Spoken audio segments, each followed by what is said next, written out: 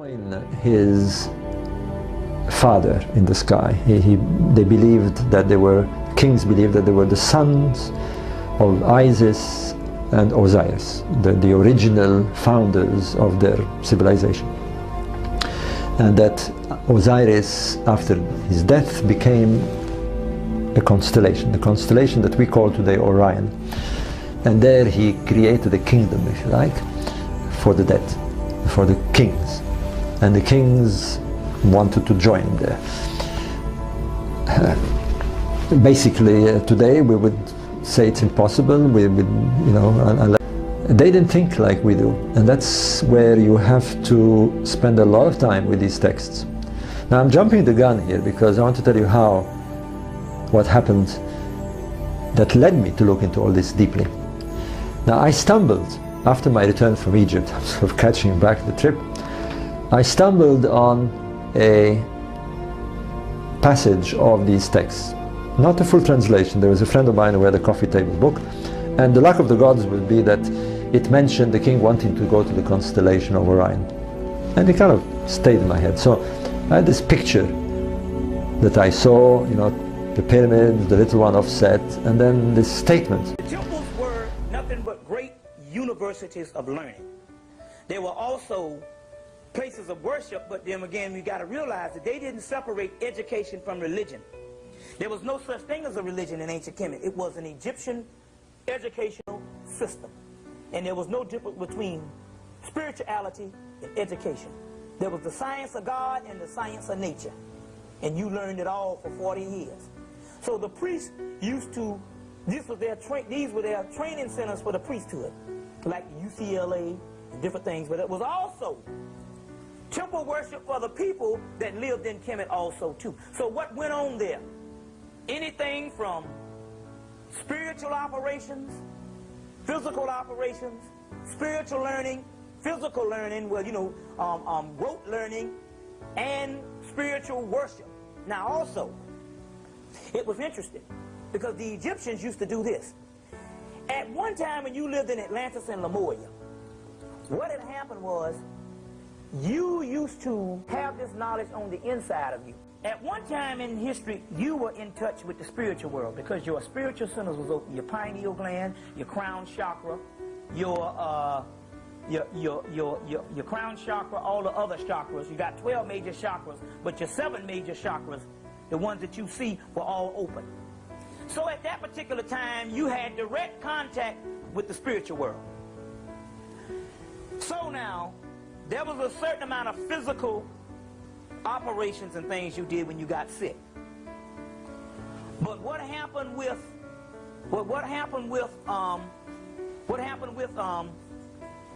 the operations when you didn't get sick was when they couldn't help you physically. Let's put it that way.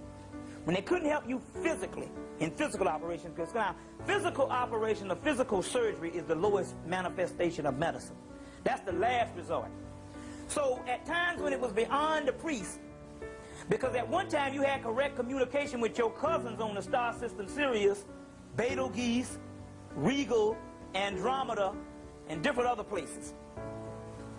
So at one time you had a certain amount of contact with them.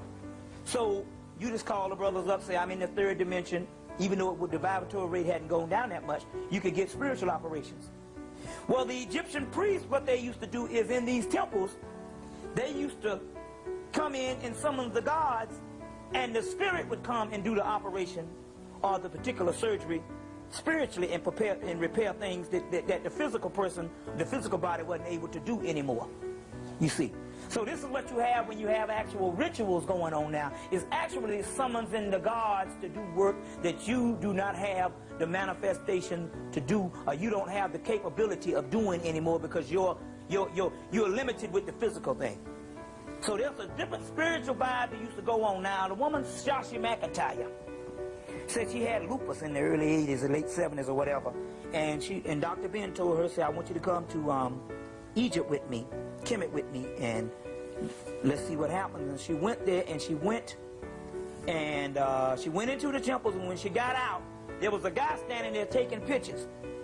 And everybody, when they got back to to America, they found out that those pictures had actual pyramids over their heads, a spiritual pyramid over each person's head, like a halo. And what it did with her, it cured her from lupus, because she had terminal lupus that she was going to die, and it cured her. Another thing is, one brother went to the temple of Edfu, which is the temple of Heru. And there, in the Holy of Holies, where there's a block where the actual God used to sit on.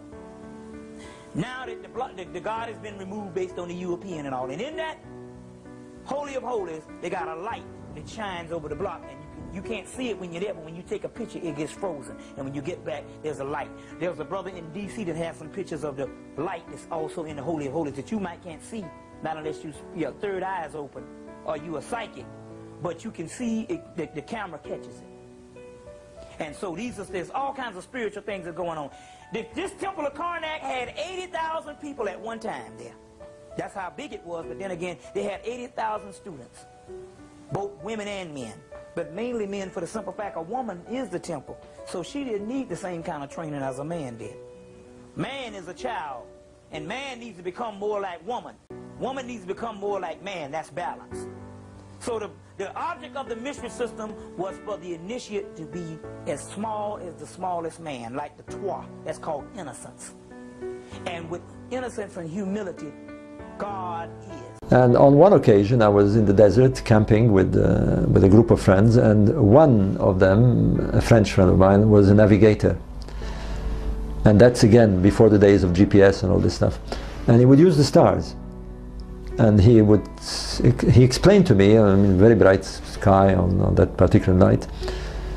And he said, you know, if you look at Orion, you see the central stars. Orion is like a rectangle, it's 4 bright stars. And in the middle is the famous belt, 3 stars. And he said, if you draw a line backwards, you'll pick the position of the rising of Sirius. Sirius is the brightest star in the northern hemisphere. Once you've got Sirius and you know its bearing, that's it, you know where to direct yourself. And then, just like that, it's one of those, that's where the apple came. You know, he looked again at the stars, and he was a bit apologetic. He said, no, you know, I said they were in a row, but they're not in a row. There's the 2 bright ones are in a row, and the little one on top is offset.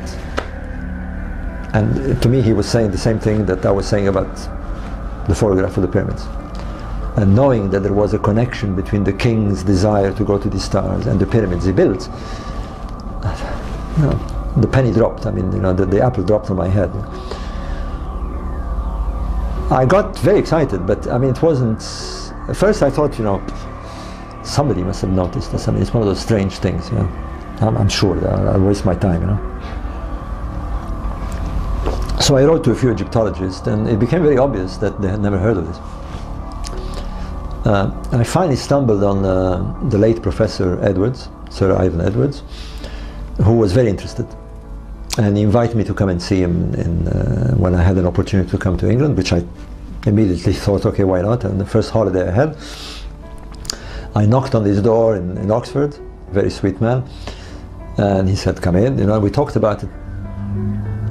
And he told me something that I didn't know. He told me that indeed the Egyptologists had known of a direct connection, not just with the texts, but with the pyramids of Giza, with the Great Pyramid.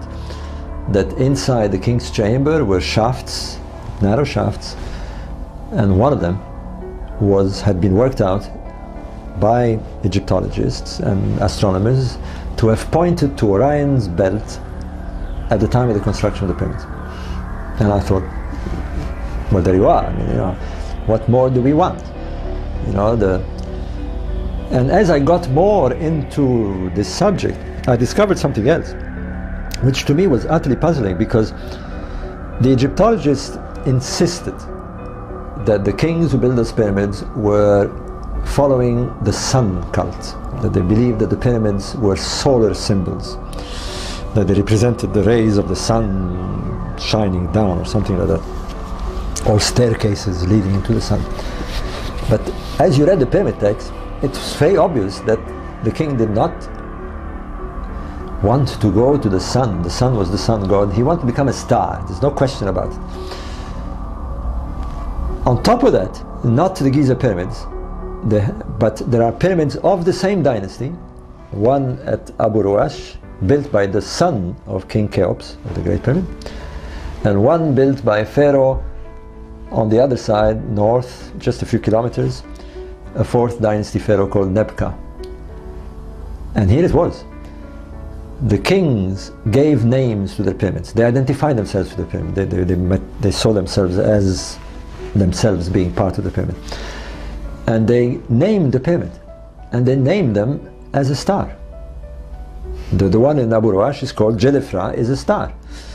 And the one in Zawit al-Aryan is called Nebka, is a star. So what more do they want?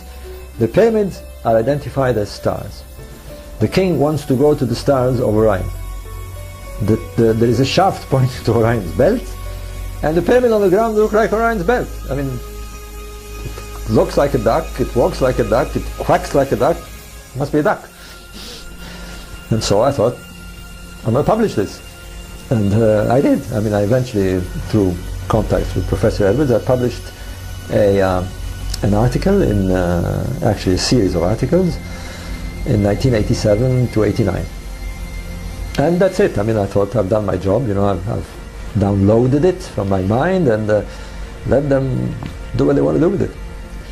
But I wasn't satisfied. I mean, nothing really happened.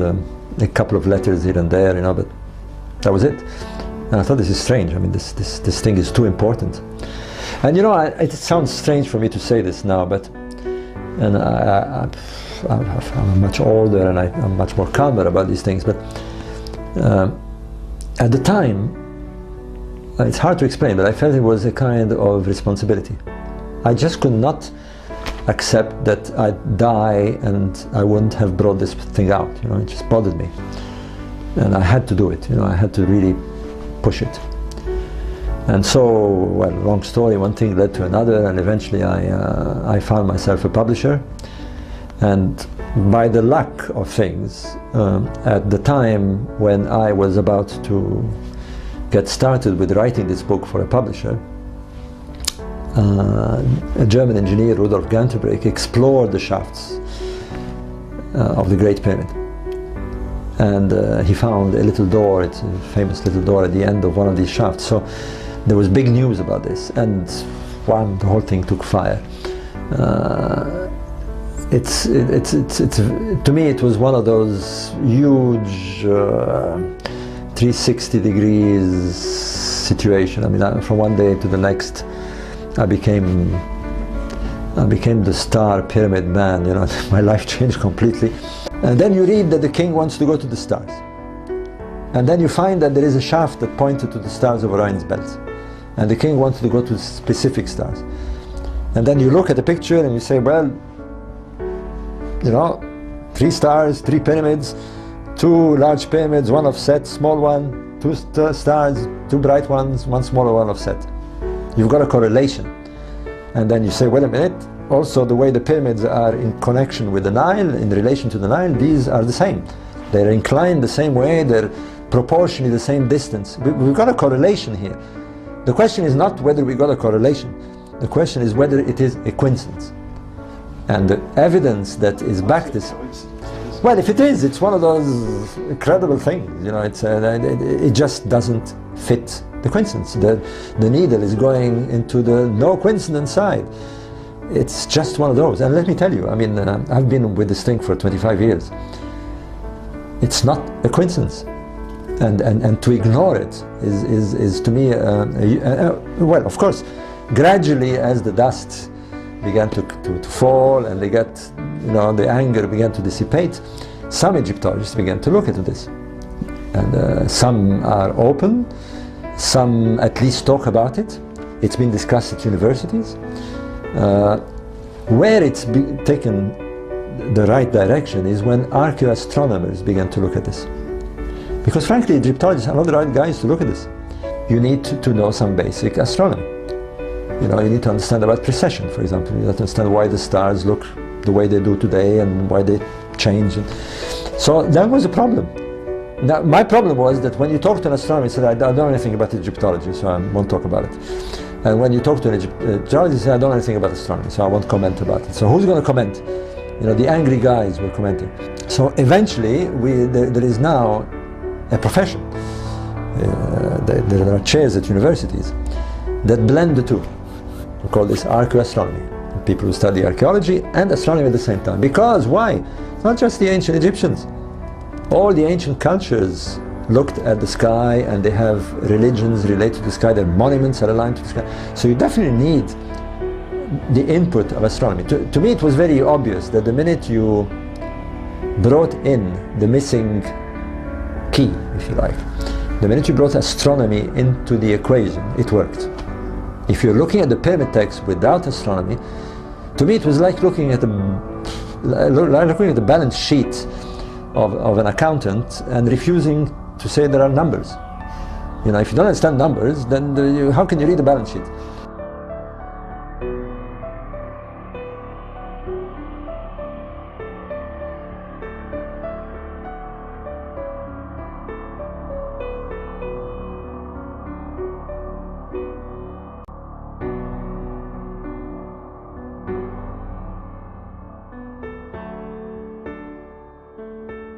Talking about that, but also the Holy of Holies is the deeper region of your mind called the black dot, which is that.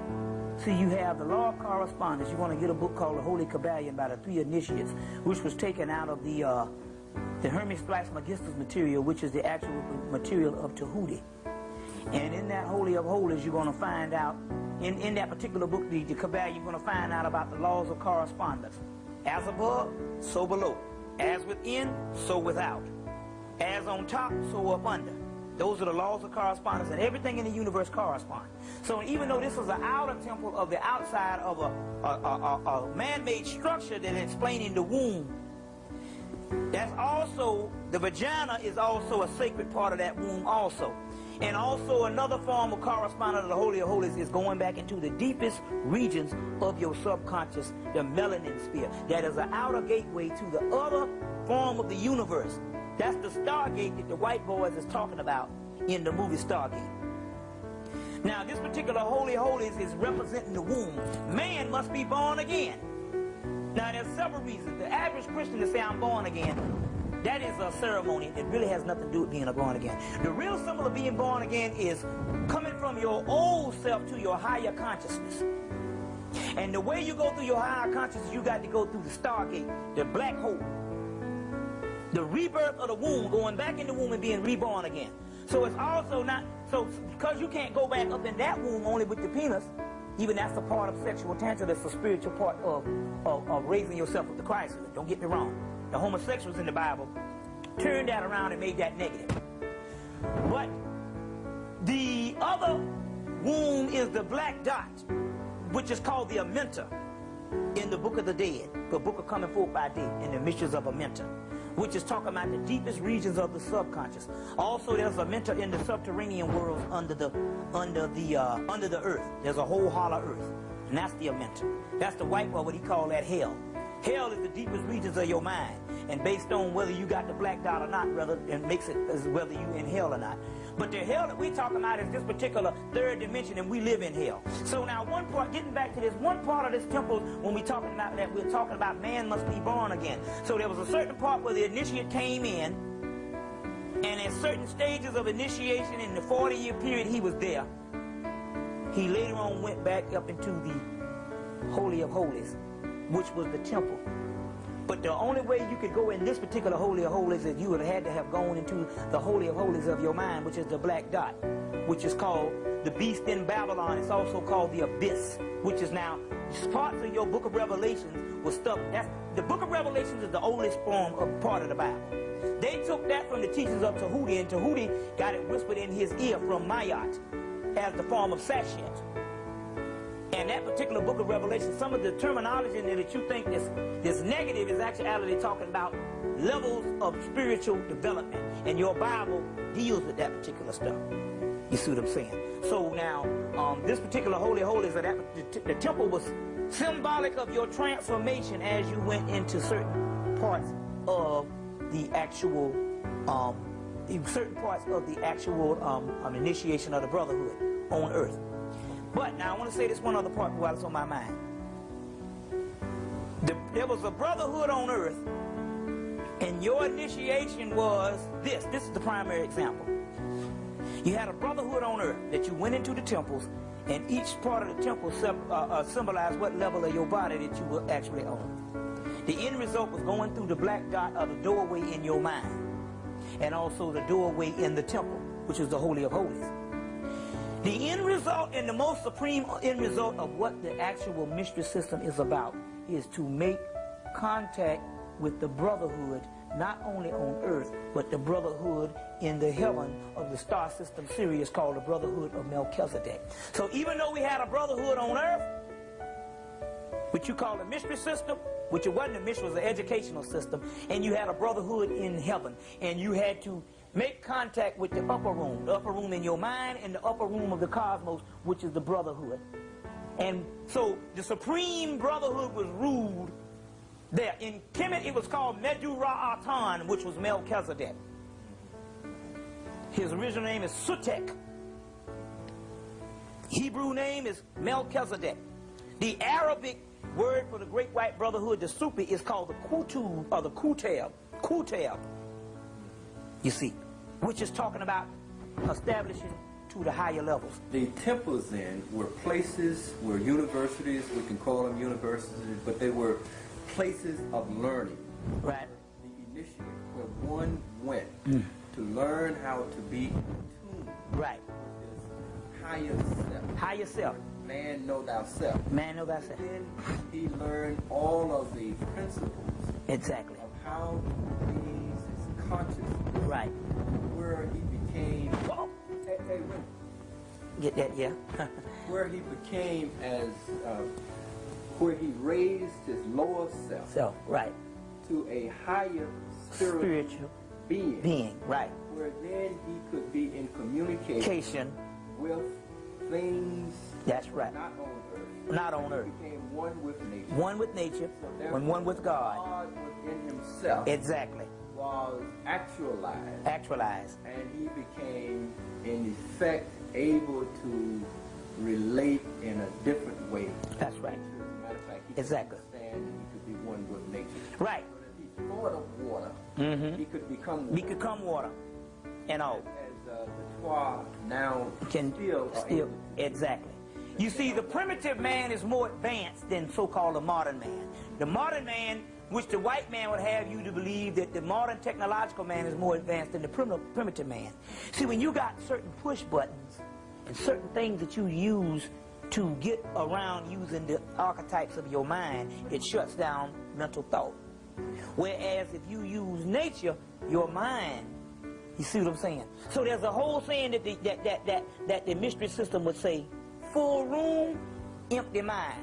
Full mind, empty room. That means you don't need the physical things around you as much if you got it in the mind. Now, there's another section in the mystery system we need to talk about is the intellectual aspect, which the 7 liberal arts, where you just didn't learn one art, you learned everything. So you just didn't go to college and learn, I just learned computer programming while I was there. No, you learned everything because you had 40 years to do it. So you learned everything. But even all the intellectual advancement that most of the Afrocentric scholars is talking about is still the low level. Because after you learn the intellectual thing, and the intellect is the lowest level of the actual mystery system, then you went into what is called the spiritual aspect, or you learn them both together. So it was both the physical, you have the intellect, and the spiritual, you have the right brain. So the intellect is left brain. The spiritual is right brain. So now when the brothers say the sisters are not as smart, no, it's just that you are using the mathematical equations and the sister is using the spiritual equations. And the spiritual is more higher. So therefore you have to start breaking down this left brain and going into the right brain. You call it female intuition. No, it's the female spiritual ability that you're supposed to have, but you're not using left brain. It is not logic. Now the white boy always uses this logic, and he uses the 7 liberal arts, but he don't understand that there's another spiritual side. But he can only get that part. Now the worst thing we ever made was the thinking when the white boy got a jump on us. The white boy was saying that I'm just as smart as you are. And so the reason why we couldn't monitor that is because the white boy proved that intellectually we were almost the same, even though we are smarter than them. It takes them a longer time to get to that stage, whereas us, you see, we can do this thing like that. But it's just that they systematically in the school shut us down. You know that conspiracy to destroy black boys, because Joanza and Jupa. You see what I'm saying? But even in intellect, where the white boy is talking about his intellect and all the stuff he can do, and then like he building these buildings and all this technology. Intellect is the lowest part. Tell the white boy, if you superior, then show me how spiritual you are. Not intellectual. Intellect is low. You can teach a monkey how to do shit. But what about the people who would come and say, you know, with all the spiritual stuff, I mean, you still are oppressed. Right. See, the Not exactly, and the reason why we say that is this. First of all, let's get on this white man. When you talk about, is he spiritual? He can't be. He killed all the animals off the earth. He killed the water. He killed the air. He killed all the people off the earth. He killed the earth, and now he's trying to kill space. That's nothing spiritual at all, because he's not one with nature. He's destructive. So that's no contest on where he's spiritual. Now, he don't have that spirituality. That's why you got to keep looking in the Bible, looking in the book, looking in the book, and quoting scriptures. But can you live like the goddamn twat? development reflects our ability to be one with nature and coexist. That's right. Now, you asked the question, if we have the actual ability to be spiritual, why are we oppressed? The reason why we are oppressed is not because we don't have the ability to be intellectual. We can be intellectual, and if you notice, black people fill every position in the world except vice president and president. Everything else we got. That ought to let you know, and we could probably run the presidency better than the white man, because we're going to be fair about it. Whereas his president is based on exploitation, because you don't get in that chair now unless you take an oath with the Illuminati and be one with the New World Order. But let's deal with this. The reason why we have been oppressed is we're thinking we need to be the best we can be based on the intellect that the white boy gives us, which is only 33 degrees of what he learned from us in the first place. But we don't understand the reason why we're oppressed is the simple fact that we have we have lost the aspects of spirituality. Now, when we still say black people are more spiritual, no, you were talking about based on fundamentalism, how you feel. Yes, the spirit is in you. That's called edukare, to draw out. You got the 360 degrees in you. But that's to draw out.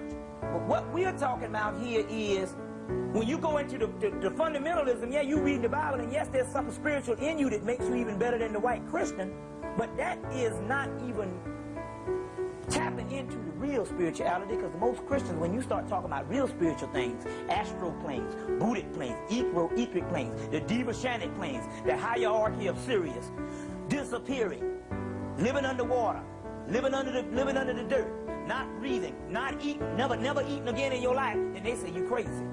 So it's one thing to talk about spirituality and to have what you call religious ceremony. It's another thing of transforming yourself to another level. Now, back to the one little thing before we get off this here. Why are black people oppressed? Because black people have lost the physical and spiritual ability to be none other than God, because it's not written in your law that ye are God. So what is the black man capable of doing? The black man is not just capable of running a doggone society. We've done that before, and the white man just copying us and doing a bad job of it. But black man is capable of running the universe, and everything you see the animals that can do out here, black people can do. We can fly, we can shake shit. So we're talking about a whole other consciousness. Now, the key to the whole thing is this. This is the key on why we have failed. Number one, the vibratory rate had fallen, and so it was inevitable. We was going to fall anyway, because that's a process of devolution. Just like the earth goes to sleep and things, we go through a transformation stage where we go through a metamorphosis and we go through a hibernation stage. Because we are spiritual people, and we are earth's people, and we are cosmic people, and the cycles of time, you go into hibernation stages as well as rebirth. So there's a darkness period, so it was going to come anyway. You see what I'm saying? The key why we cannot make it and why we are oppressed, because we are thinking that success in this society is to be like the white boy as far as running the society, and that is the lowest level of society. We're only basing that off materialism, and materialism is the lowest part of the planet, of the cosmos. The physical plane is the lowest part. That's the dead part. But we have gone through the materialistic part. That's what we have when we see the physical structures of Egypt. Now it's time to go back to the spiritual part. So we have outgrown what you know of as physical life on this planet, but by us being spiritual beings, because we have a black God in us, it's time for us to go to the other level on which we were when we first came on the planet. You see. So we didn't come on the planet as physical beings in what you see Egypt. We came on the planet as spiritual beings, and we went into what you call Egypt when the vibratory rate slowed down. That was our physical existence, and we lasted for a couple of thousand years in the physical. But now it's time to go back to the spiritual on what we first did when we came into the planet, when we were the gods of the universe. So we have outgrown this. So now we understand the reason why the white boy is trying to hold on to all of this, for the simple fact he is only on the physical level, and he can't get to that level because he don't have the black God. He doesn't have the chaos, black God of the chaos. But we do. So now what's happening with black people are following white people, and we're thinking we needed economics, we need all of the things that we have outgrown. We have gone through that stage. We don't need that anymore. Now the brotherhood is saying it's time for you to take back your planet and be the rightful rulers. That's the same thing when you look at the gods in Egypt and what they used to do, or either look at the Greek gods. Real key, because see, what you don't realize, the Greek gods come from Egypt. And when you look at what Zeus and Apollo and all them used to do with those particular stories, or with Isis and Osiris, that's the stuff that we do, because the gods is nothing we're talking about a race of people who failed. You see, from the universal prime creator. So now if the Bible says, is it not written in your law that ye are gods, a God is not supposed to live like the white boy. We're supposed to live better than that. You see what I'm saying? So in actuality, so this is what's going on at this particular time. You see, we have outgrown this. There's another stage that we're trying to go with, and nobody's dealing with that. Everybody is still trying to deal with the physical illusions. And the physical illusion is death. What you know of as life on this planet is actually death. And what you know of that you are calling dead is actually life. So the people on the other side are saying, we're the ones that's living, you're the one that's dead, because you're not using 1/10 of your damn brain power. So therefore, there's a whole other realm. It's almost as to say that we're asleep, and we're still trying to transform this physical by trying to transform the physical by doing physical and social and political and economical and mundane things. Whereas you transform the physical by going into the room, going into your mind and going into another room. And when you go into another room, what you think is the physical is the illusion, and that disappears. That's called Maya in India. First of all, the missing link is because when most Afrocentric scholars start off, they start with Egypt. Egypt is the way station.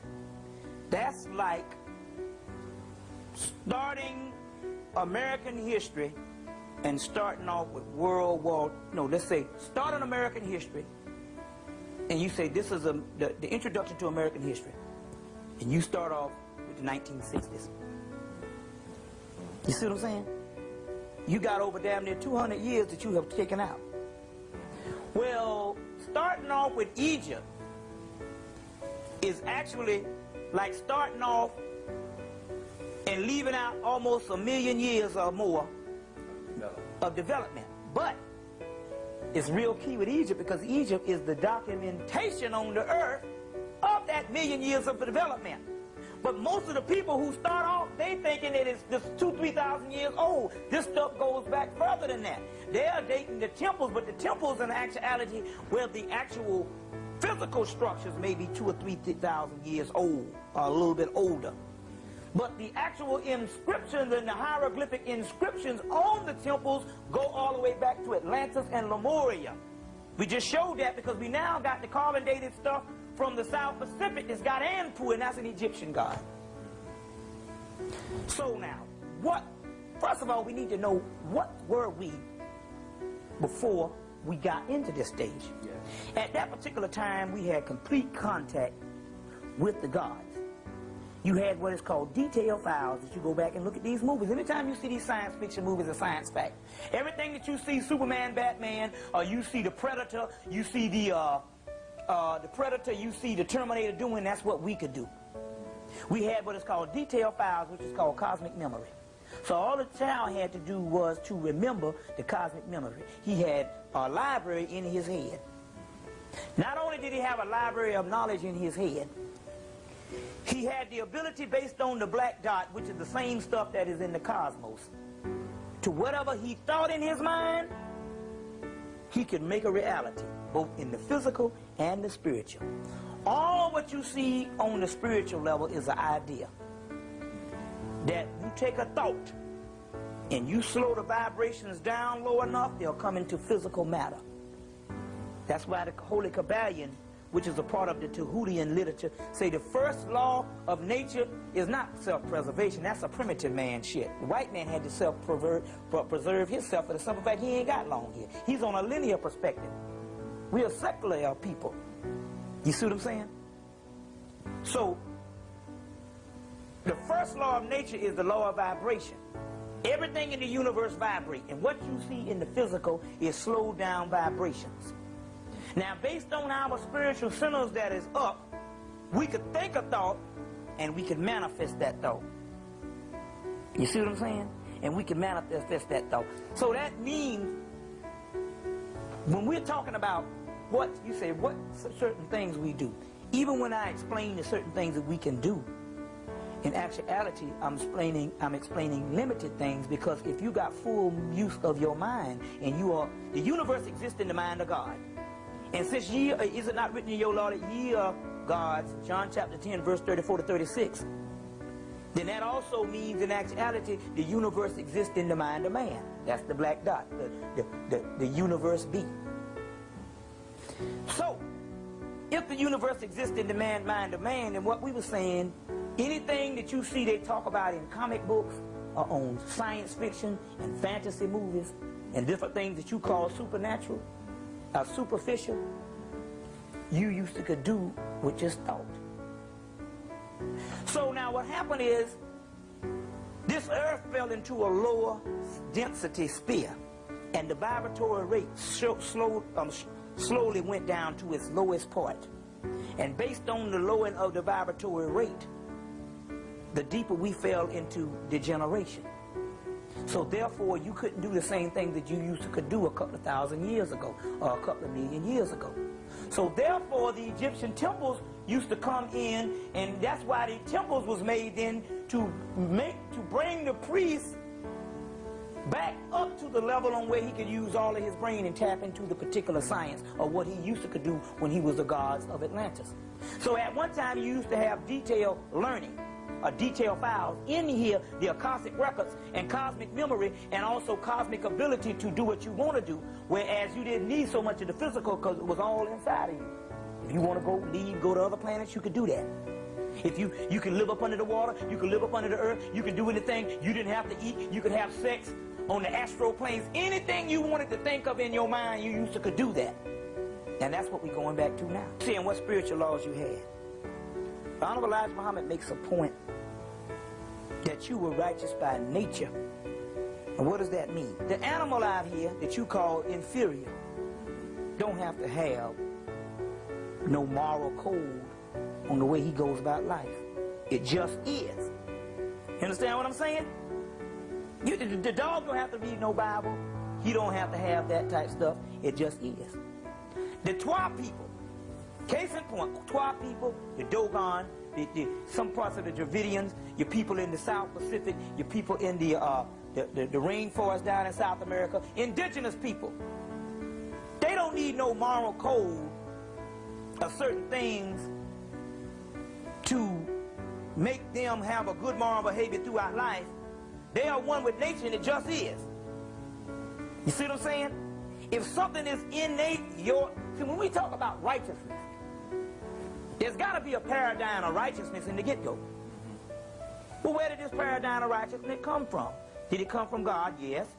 But is it not written in your law that ye are gods? Yes.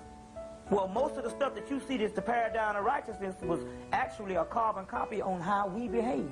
So what you call in righteousness when you talk about mythology or your moral scriptures is nothing but a carbon copy of what you used to do. And what humans have done, humans can do. So it's a form of the nature. That's why when I read this heretical prior to the British Museum that's talking about the white man, they say he has a restless nature. And as a result of us falling so low, we now have a program and a trained behavior. And that's not our rightful nature. There's certain things right now in our lowest state that black people do. They're still righteous that the white man copies as the model of humanity. are the model of moral authority in this country. Black people, even in their dead state, is the moral of humanity in this country. If the white man want to legitimize something in this country, the first thing he does is he want to legitimize something that's wrong. He go and get a white black person to be in it, so therefore he can legitimize it. Because he knows he is the apex and the epitome of what is not. You see. So some of the things was just our nature. Now let me get into one other part. We're going to get into two parts on why we had to fall and how else what happened when we fell. When we fell, the chakra centers, the pineal area, the black dot, and all of the crown chakra and the spiritual wheels of light in us closed down, because the earth steadily fell deeper and deeper into the third dimension, which is the lowest form of the physical. And the physical trapped all of the spiritual stuff, and that stuff stopped operating. So what we used to use as cosmic memory, we had to go to a mathematical equation to think up cosmic memory. That's where geometry, astronomy, astrology, trigonometry, reading, writing, and the 7 liberal arts came into being to mathematically equate what we had gotten rid of that was natural nature, the cosmic stuff. You understand what I'm saying? Now, why did all this stuff? This is where your mystery system came in, to learn the basic 7 liberal arts, and then to go into spiritual attainment to get the priests back to that level. And then they understood that they couldn't, all the people in the world couldn't go to that Christ level, so the priests ran the society and made sure that the moral structure that they put in the scriptures is what the masses of the people would behave like. And that's where you have moral code come in. It came in as a remembrance of what you used to do when you were gods. Because the moral code is to follow up to be one like God. I want to be like Jesus. I want to be like the Lord. Well, who is the Lord? The Lord is what you used to be like before this thing fell. That's where moral structures came in. So we talking about a level of degeneration when you say, where's the moral code? You understand? Now, what happened? Based on a war in heaven, they had to, in order to redeem and to save a certain part of the universe, they had to take a planet and bring it down so low until it would go through an actual literal hell. Now, why? Why is this? Why? Why do we have to go through hell? You understand that there's a part of the universe that is so high and so righteous until it did not know the lowest depths of evil that there was. So in order for it to go any higher than what it is, the cosmos, the heavens, it has to go to the lowest part. So they chose a people, well, part of our people chose a group of the race to do that. And part of that is this particular solar system. And the lowest part of this solar system is the Earth. That's why the Earth is more physical than the other planets. That's why it's got the water on top and all of the land, and most of the people live on the outside. A lot of people live on the outside, even though there are people that live on the inside. You see what I'm saying? But the Earth is the lowest part, case in point. Get you a picture of the Holy Kabbalah to show you exactly what I'm talking about. These are the different levels of the planets, but the Earth is down here called Malkuth. Then you have Jupiter, Mars, Saturn, and all the other ones. You see, like that. Okay. The Earth is down here, which is the lowest part. Which means the Earth had to go through the lowest degeneration period in anything. So the vibratory rate was supposed to speed down. So therefore, when we was in Atlantis and Lemuria, we stayed there for a couple of thousand years, maybe 1 million. And then it had to degenerate even more. Then Egypt came on, which is still higher than today. Then we stayed a couple of thousand years, and then the vibratory rate went down even lower to what you got now. And that was conducive for the white man to live on the planet. Now the key to this is this. Why so low? Why? Because they said that the people on earth are going to take the supreme head of the heaven. Why? Because we have totally forgotten who we are. We got cultural amnesia. We don't know who we are as a people. Even a roach knows what a roach is. Even a gnat knows what a gnat is. Even an ant knows what an ant is. Even a grain of dirt knows what the dirt is. The only thing in the entire universe, the omniverse, that don't know what it is the black man and the black woman, mainly on earth. And to even go further than that, in the hills of North America. So because you have gone solo, there's nothing in the universe that you haven't traveled, because you went to the bottom. So you're the only one that is actually qualified to take the supreme head. You see what I'm saying? To take the supreme head. So we had to go that low. So it's just like a bouncing ball. If you take a ball and you bounce it, a little bit of force, when it comes up, it might go this high.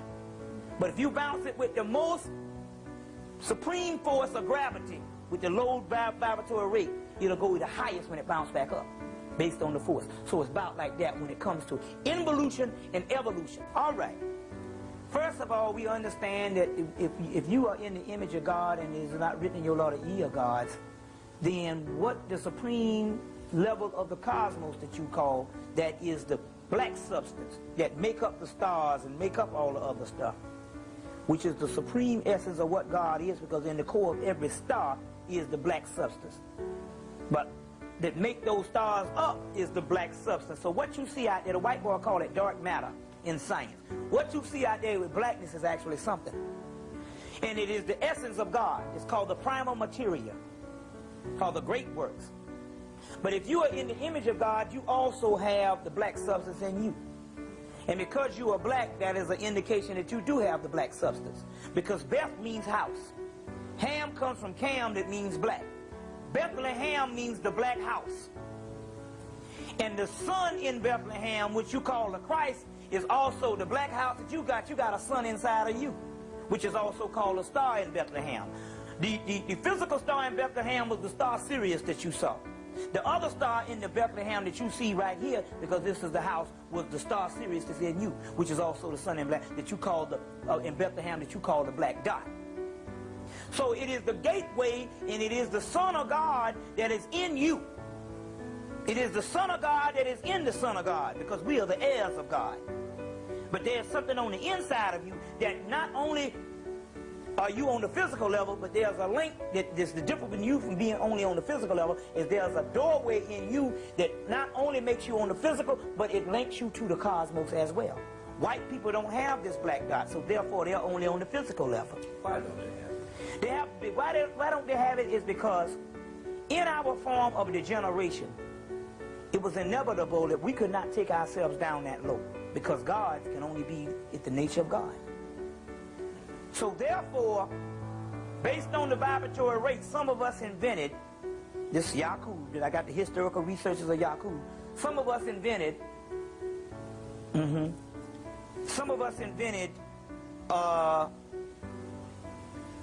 a European based on gene splicing. But anytime you got the original prototype that comes through nature and spiritual attainment of the cosmos, and then you go in and make another prototype from that, I don't give a damn how well you make it, it's not going to be as good as the original. It's just like that oil. You can take perfumes and make perfumes all day, but it's never going to be as original as the oil that the perfumes are made from. That's the concentrated, potent stuff. Well, in the case of Europeans, we now have actual evidence that I'm going to get into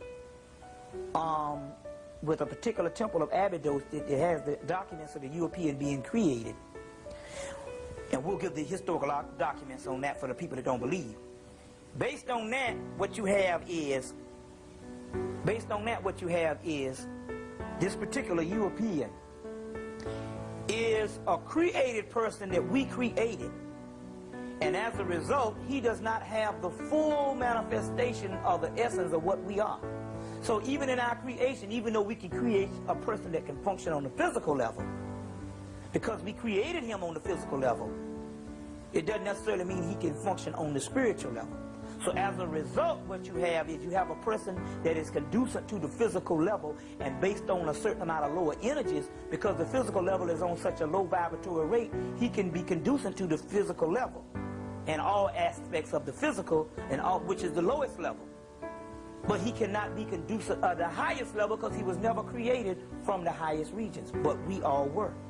And our sperm and our stuff is created from the highest regions.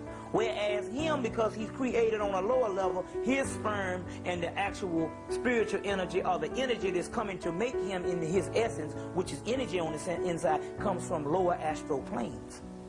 Where our origin comes from the highest astral plane, they call the Jiva-Shanit plane, or they call the melanin realm. So the reason why they don't have melanin is because we were created out of melanin, and they were created out of gene splicing in the physical world.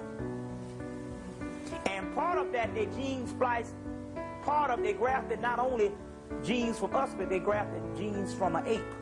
But even the ape is more spiritual, because the ape is in its rightful habitat, and it does things nature-wise. But the European is grafted, and this is why it looks like an ape with the same hair and all this type of stuff, but it's something of only lower material matter, which I'll go into that particular part. So therefore, the supreme part that makes us God, which was created in heaven, is the black dot, which is that link, that doorway. Because it was only created on the physical realm, it does not have the black dot, and cannot have the black dot.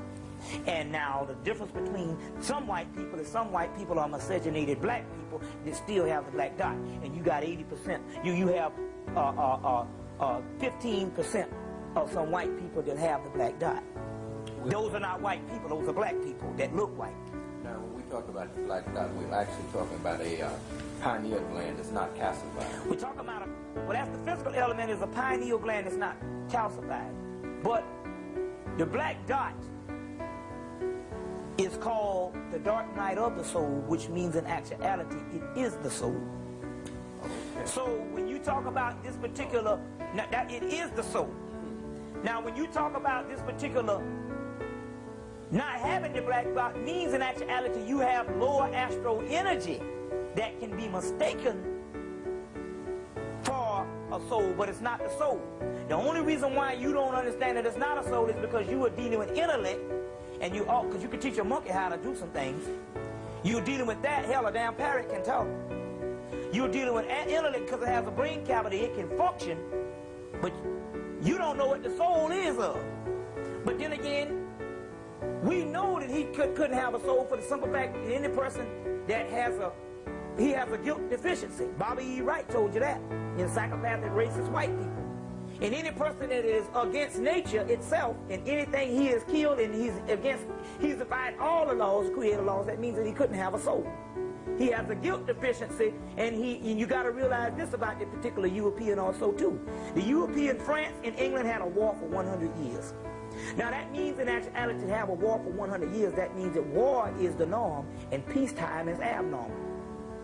So when we talk about peacetime, it's not talking about his nature. And even in his peacetime, he's never had peacetime. He just has a clever way of doing things where he don't have to have physical violence, but he has mental violence and social and political violence. You see? So it's when he does have peacetime, you're thinking that he's being all right. No, he's just got a more advanced way to carry out his particular violent behavior, his destructive behavior. You see? So now, when we talk about that, and we'll get into this white man in a few minutes, historical evidence proved that obviously this man doesn't have a soul. That's just based on history alone. But now we have the archaeological evidence, and because we're talking about the temples, based on the temples of Egypt, we have the archaeological evidence that he's a biological mutation from the original person. Clearly I touch a nerve here, especially the way it was presented. I mean, of course, the BBC made it, exposed it. I mean, suddenly, you know, it was broadcasted on a major channel, and everybody saw it. I mean, and who didn't see it were told about it. I mean, every Egyptologist in the country was up in arms, you know. And suddenly I found myself overwhelmed by this. I mean, there was a lot of anger, and Egyptologist so-and-so in this newspaper was saying I was a charlatan, and you know, it went out of control for a while. But I kept my nerves, because it's very unnerving. I mean, you know, you're getting attacked by some very senior people, some heavyweights, you know, professors and deans and all. But then I thought, wait a minute, you know, it makes sense. You know, I don't care what they say. You know, now I use very different approaches. I mean, you know, they were the experts were commenting, you know, they were, and finally I said, well, wait a minute, I'm the expert. I'm the expert on this one, you know. Why should I be intimidated by the expert, you know? And frankly, they were coming up with very annoying criticism. For example, this business about the door, you know, there could be a chamber at the end of this shaft. Maybe there isn't, we don't know.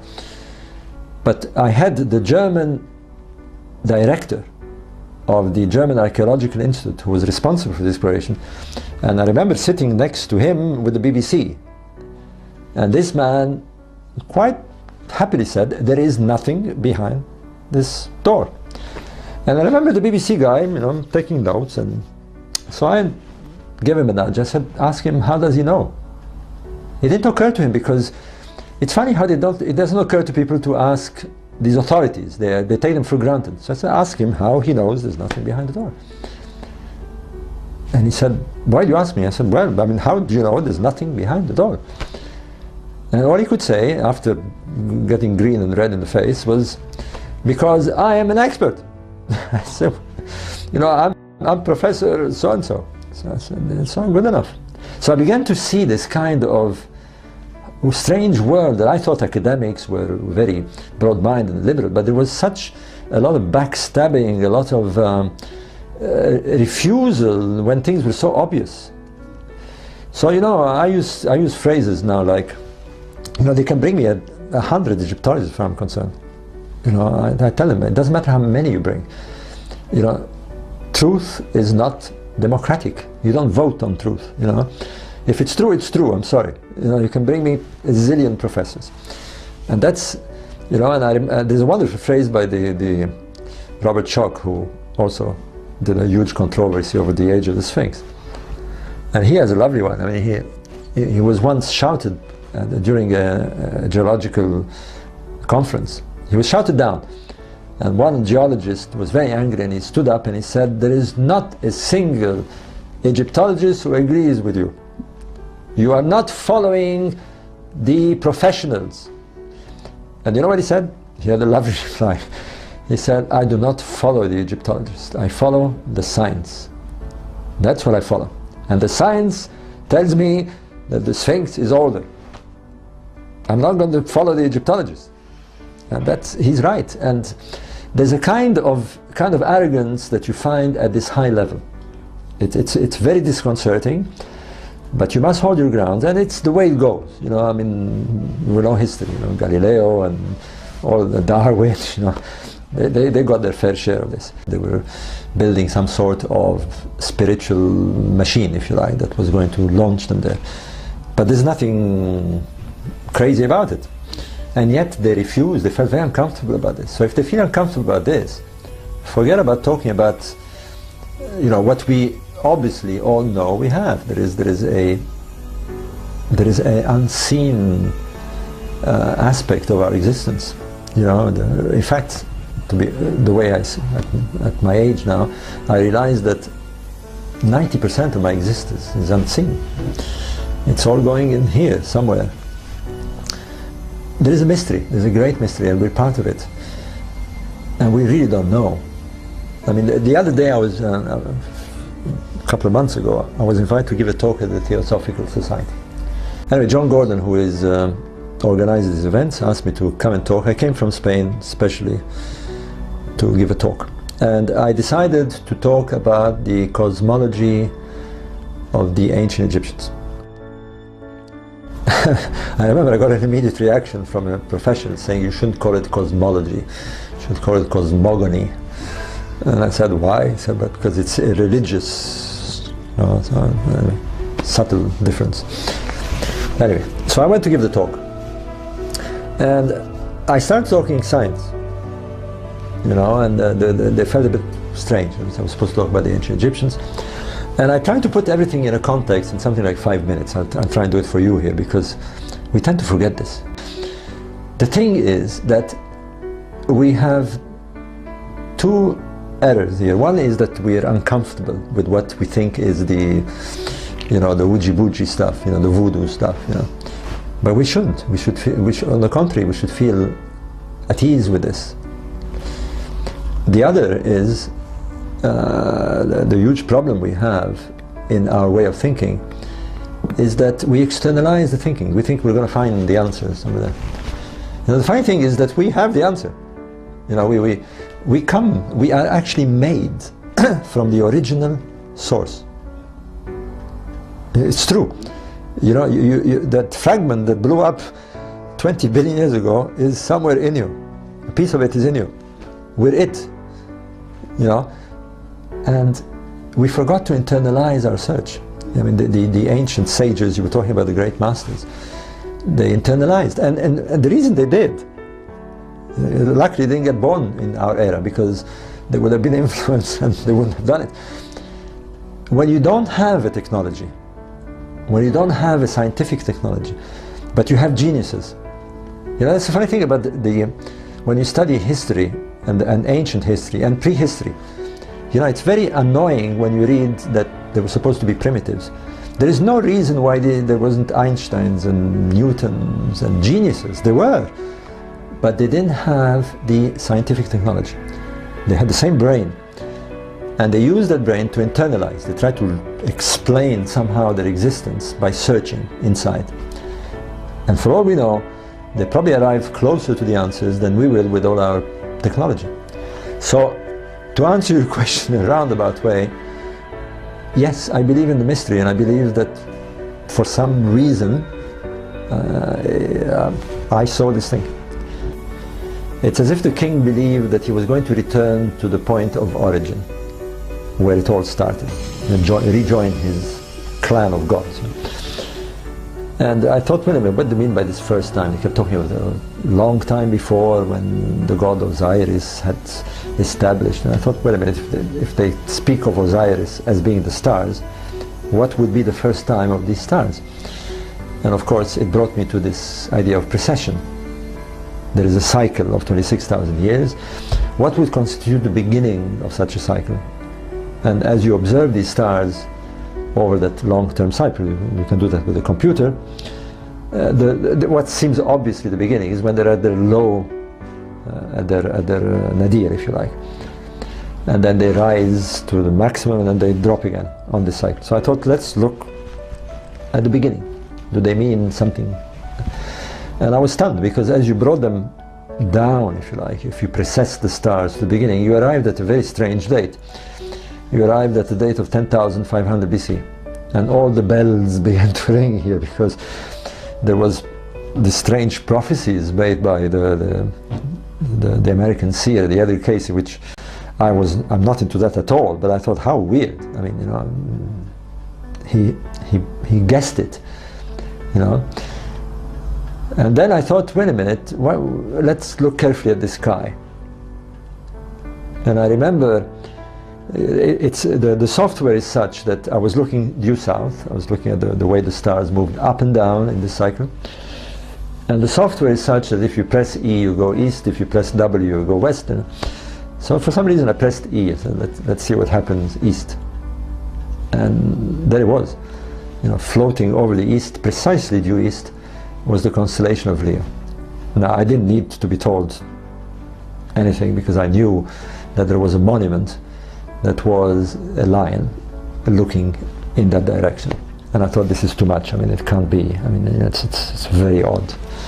I mean, now we have two monuments, two sets of monuments, the three pyramids, like Orion in the south, and the Sphinx, like Leo, in the east, locking at the same time.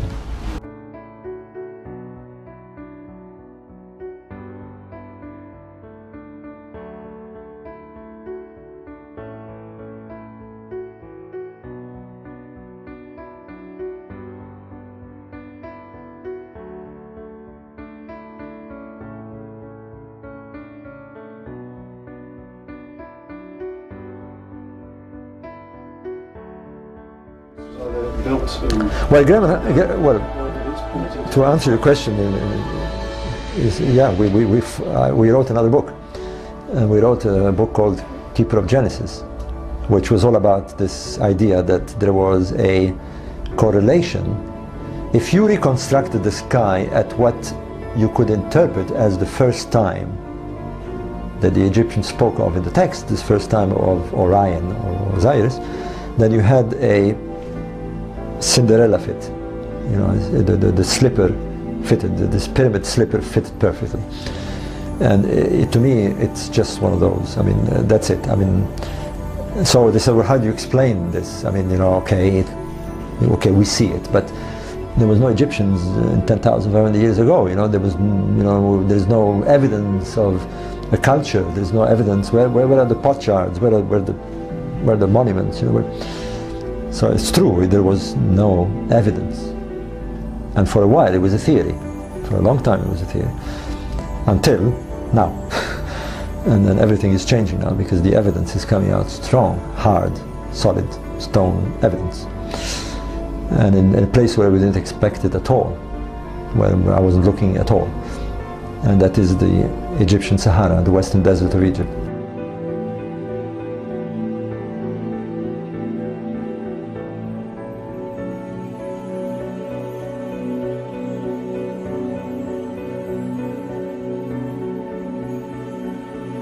One has to see this thing in its chronological events. I mean, there was theories. There was a theory about the correlation, which was astronomy. There was a theory about the correlation bringing the Sphinx in, the dating, and then there was the geological arguments brought by Robert Schoch, John West. But although they caused one hell of a commotion, they caused a lot of discussion, a lot of anger. What was always the weak point for the orthodoxy was, okay, they're very nice theories, but where is the evidence? I mean, we want to see. And it was annoying, you know, and of course we said, but it's not our problem. I mean, you know, everything suggests that there was activity going on in this remote period, you know, 10,000 BC, 12,000 BC. It's not our job to look at the evidence. You know, they're evidence driven, and the evidence in archaeology has to be. Now we were using a different word, by the way. It has become more and more accepted in archaeological circles to talk about non-tangible evidence. Because there's a lot of evidence that is very convincing, but it's not, you can't touch it. You know, you can't touch astronomy, you know, but it exists. You can't touch religion, you know, but it exists. So it became very annoying with the archaeologists that they would insist on tangible evidence. Because that's how they do it, you know, they dig on the floor, and if they find something, and if they don't, it's not there. So now, it's a new term, by the way. It's being used quite a lot in archaeology. We talk about non-tangible evidence. For example, if there are two monuments of different dates, but they exhibit the same alignments, astronomical alignments, to the same stars and so forth, then there is a link. It's non-tangible, you know, you don't find the artifacts, but the link is obvious, and therefore a lot of blockage used to happen because they would not consider this evidence, so we couldn't move, you know. But well, now we tend to move, because you've got to move once you find something that is leading the argument in a direction. So the evidence was non-tangible. It was a good theories, it made a lot of sense, but they could not find this evidence, and it became very annoying. Every time there was these discussions, where is it? No. Until 1974. Now strangely, our arguments were heated up in the 90s, but we hadn't heard of this. It hadn't become clear. Anthropologists from America and from Poland stumbled on a prehistoric site in the Sahara. There was a lot of these prehistoric sites. I mean, the Sahara is full of them, but they stumbled on a very weird one, 100 kilometers west of Abu Simbel. They named it the Napta Playa. What was strange about this site is that it seemed to be not a usual settlement that they used to find, you know, just remains of stone huts and flints and stone articles. What was strange about this site is that it didn't have anything of it had some of this stuff, but the main stuff that it had was large boulders in strange patterns. It looked like some sort of ceremonial site. The centerpiece of this is a stone circle. We call it the sort of Stonehenge of the desert. It operates like a can. And they found it almost intact. The strange thing about this site is that the people who were there just left it. And it was untouched for thousands of years. We know for sure that it existed in long before the pyramids because of the carbon dating that has been done. We know that the people who were there, whoever they were there from about 8 to 9,000 BC, and they remained there till about 3,500 BC. It's a huge period of time. There is three main elements in this site. One of them is the stone circle. I went to see it many times. It's not very big. It's about the size of this room. The stones are about this height. And it's amazing. You're looking at something that was put there about 7,000 to 8,000 years ago. Then there are strange conglomeration of rocks, clearly placed by human hands. They're not natural.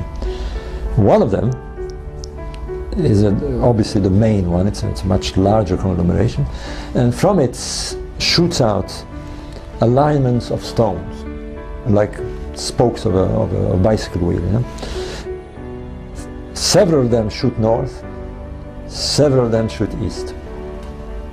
Egyptologists didn't pay much attention to this. They studied it like a normal prehistoric site. They started digging, they started studying the flints and all this business, until one of them said, well, you know, what do they mean, all this stuff? And they had a hunch, it's something to do with the horizon. And of course they knew that the Egyptians of later times practiced this kind of rituals. So they brought an astronomer on the site, a fellow called Kim Malville from Boulder, Colorado. And he immediately noticed, it didn't take him long to realize that there was alignments to the solstices from the stone circle, alignments to the meridian. But it got very intriguing when he looked at the alignments of these spokes, these long rows. They go about 500-600 meters. He concluded, and here's the weird one, he concluded that the alignments in the east pointed to Orion's belt and to Sirius, and he concluded that the alignments in the north pointed to the plough. These are the three constellations that the pyramid builders used. And suddenly there was a shockwave. You know, it's a bit like the Dead Sea Scrolls. You know, suddenly we had a shock because what we thought was original to the Old Testament, to the New Testament, was not. There was phrases verbatim from previous times. So there we were. I mean, weird. What was even weirder is that there's a third element on this site, which are tumuli, large igloo-shaped conglomeration of stones. And when they started digging these, in some of them, they found buried the remains of cows. They were clearly ceremonial. There were cows positioned to face all the same direction. There was a few beads around them. They buried cows. Clearly, yeah, it's very strange. What became even stranger is when they started digging some other of these tumuli, and they didn't find cows. They found even stranger thing. They found that these people, whoever they were, buried huge boulders, single-piece boulders, about 3-4 tons apiece. They went to the trouble of dragging these boulders from a long distance. They would dig a hole about 6 meters deep, and they would cover it. They were totally baffled. I mean, totally baffled. Clearly, it was ceremonial. But the ceremonies were astronomical. Literally looking at the stars and the sun, and the very same stars, you know, Orion's belt, Sirius, and the plough. Better still, they had been there for thousands of years, and the astronomer Malville concluded they weren't just watching the stars, they were tracking them, because the lines change direction as the stars move with precession. These people were doing precession and observing precession and tracking it for thousands of years before the Pharaohs. So there was something else. And what were the cows doing there? You know, we thought cows were not domesticated. They were domesticated in Asia. These guys had cows. And clearly they had domesticated their cows. Now here's the story. what we know now. In prehistoric times, we're talking about 20, 30,000 years ago, the Sahara was fertile. It had periods of aridity and periods of fertility. When it was fertile, the reason it was fertile is because of the climatic conditions, especially before the Ice Age. As the Ice Age began to break, caused tremendous weather shifts, and in Central Africa, the monsoons that still happen today were very violent. And they would cause this, they still do, they cause the Nile flood every year. You know that the Nile floods every year in summertime. But the floods were gigantic. Nobody could live in the Nile Valley. I mean, it was a swamp and dangerous. You know, these floods would come and wreck everything. Whereas the opposite was in the Sahara, because the monsoon would push their way northwards and they would reach the southern parts of Egypt. They would pass Sudan and rain where today is Abu Simbel and these kind of places, which there's no rain today. And what would happen is that during a 2-3 weeks period, they would drench the Sahara, and in the depressions, of course, they would form temporary lakes. This beautiful pastoral field, you know. Now, because of that, the nomads of the area, now we don't know where they came from, but there's a very strong case now that they came from the Tibesti Mountains in the Chad. A long time ago. They were black people. They looked like Maasais, very, very slender, very beautiful black people.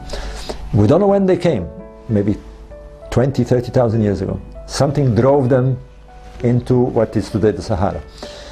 And they settled in certain regions, and they would hunt like they, except when the aridity of the desert began to form, in these periods of aridity, they were forced to move because water was scarce, and when their lakes would dry, they would try and find lakes that still had water. So they were obliged to move. And now, we all agree, I mean the anthropologists agree, even Egyptologists are forced to agree, because they were forced to move, they had to find a way how to navigate. Not only that, they had to carry their food. Distances are enormous. And that's forced them, rather than to hunt, to somehow find a way to take their beasts. And they began to domesticate animals. Cows, goats. So they would literally have walking fridges, if you like, walking larders. And they would not kill these animals. They would drink the milk, they would drink the blood, like the Maasai do. In fact, we still have remnants of these people who are still pastoralists. But these pastoralists that still exist in Africa stayed pastoralists.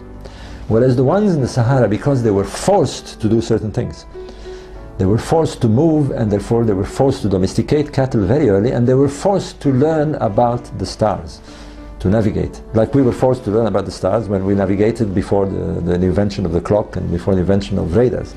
We're literally forced to do that, otherwise you get lost.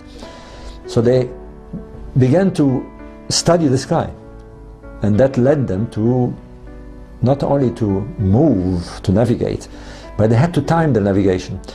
They had to, when you travel in the Sahara today, it's not so obvious to people who haven't done it, but the most vital thing is when you get to where you want to get, that you find water there. If you don't find water, you're in serious trouble, unless you've carried it. You can't take the risk of going somewhere at a well, and if the well is dry, you've had it.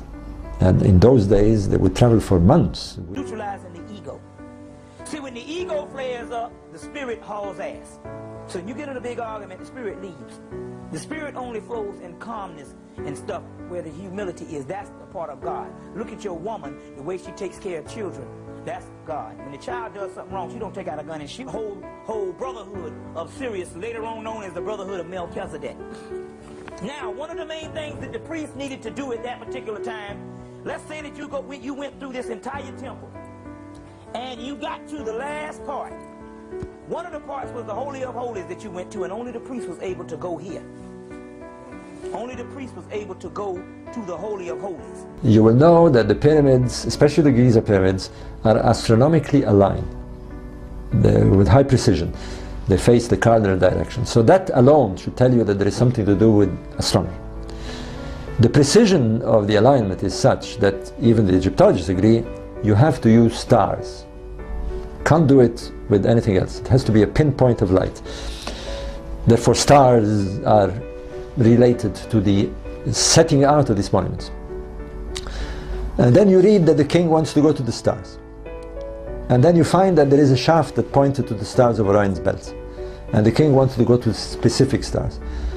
And then you look at the picture and you say, well, you know, 3 stars, 3 pyramids, 2 large pyramids, 1 offset, small one, 2 stars, 2 bright ones, 1 smaller one offset. You've got a correlation. And then you say, wait a minute, also the way the pyramids are in connection with the Nile, in relation to the Nile, these are the same. They're inclined the same way, they're proportionally the same distance. We've got a correlation here. The question is not whether we got a correlation. The question is whether it is a coincidence. And the evidence that is backed is, well, if it is, it's one of those incredible things. You know, it just doesn't fit the coincidence. The needle is going into the no coincidence side. It's just one of those. And let me tell you, I mean, I've been with this thing for 25 years. It's not a coincidence. And to ignore it is to me, well, of course, gradually as the dust began to fall and they got, you know, the anger began to dissipate, some Egyptologists began to look into this. And some are open, some at least talk about it. It's been discussed at universities. Where it's been taken the right direction is when archaeoastronomers began to look at this. Because frankly, Egyptologists are not the right guys to look at this. You need to know some basic astronomy. You need to understand about precession, for example. You have to understand why the stars look the way they do today and why they change. So that was a problem. Now, my problem was that when you talk to an astronomer, he said, I don't know anything about Egyptology, so I won't talk about it. And when you talk to an Egyptologist, he said, I don't know anything about astronomy, so I won't comment about it. So who's going to comment? You know, the angry guys were commenting. This is the end piece of the temple. This is the Holy of Holies, and only the priest was able to go into this back piece of the temple. Now, after you went through the hypotestial hall and all that, and the Holy of Holies represented the womb, so it's like going back up into your mother. So now, also, we're also talking about in the layout, you would come into the front pylons, go all through this stuff here, and you would have your school in here. And once you complete initiation, you would probably end up in the back of the temple, which is like going back up into the womb. You know how it is, the man takes 9 months to get out of the womb, and the rest of his damn life getting back up in the womb. That's spiritual, you see. There's a black hole in space, which is the constellation of Draco, which is also, there's different black holes. But the supreme black hole is the northern part of the space, and there's a black hole on Earth. That's the woman, you call that the vagina. And yes, we love to go back up in that black hole also, too, to get rejuvenated.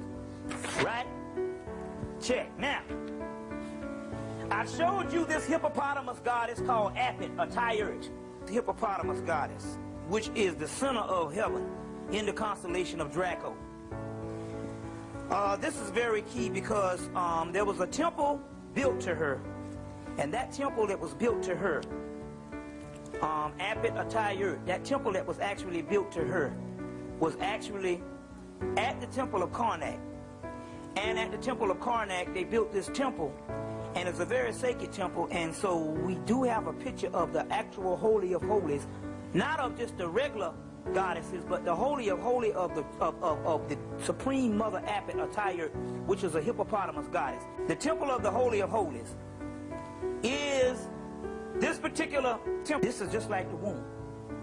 And this is the one side of the, you go through this temple. Now this is a smaller temple of Apit. It's at Karnak. And at Karnak, at this particular smaller temple of the Holy of Holies, there's the temple of Apit, and there's a womb. That particular womb, you have, this is the doorway. That's like going back up into the womb. That's also that stargate that the white man is not talking about in this movie. That outer doorway, the black hole. And in here sets a statue of the temple of Apit. You can't see it, of the hippopotamus goddess. And this is actually a picture of the womb. The Holy of Holies are the Sanctum Sanctorum. Very key. Very key. Now, does that have a shine on it?